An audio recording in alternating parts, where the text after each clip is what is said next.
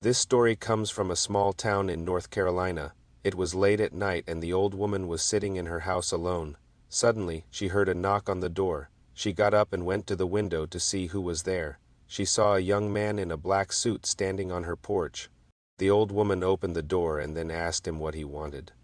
The young man introduced himself as a salesman and asked if he could come in for a few minutes to talk about some life insurance. The old woman invited him in and the two began talking.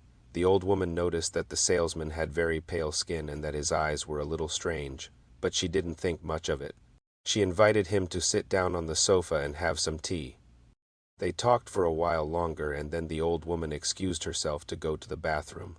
When she came back, she noticed that the salesman had fallen asleep. She wasn't too surprised by this. It had been a long day and she knew that he must have been exhausted. She tried to wake him up, but he wouldn't budge. She called his name, but he didn't respond. She could tell that something was wrong, but she didn't know what to do.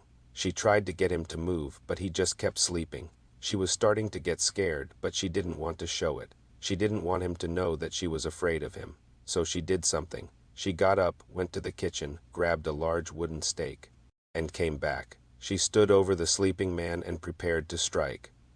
As the stake was about to connect with the man's heart, he suddenly woke up and looked at her in surprise. The old woman hesitated for a moment, but then she struck. The man screamed as the stake went through his heart. He tried to get up, but he was too weak. The old woman pulled the stake out of his chest and watched as he died. She had killed him, but she didn't feel bad about it. She knew that he was a vampire and that he had been preying on the people of her town for years. She had finally put an end to his reign of terror. Now, you might be wondering why the old woman killed the vampire. Well, it's because she had lost her grandson to the vampire. He had come to her house the night before. He was asking for help, but she had been too afraid to listen to him. She had thought that he was just a madman, but now she knew the truth. The old woman felt a sense of relief wash over her. She had finally avenged her grandson's death. She knew that he would be able to finally rest in peace now.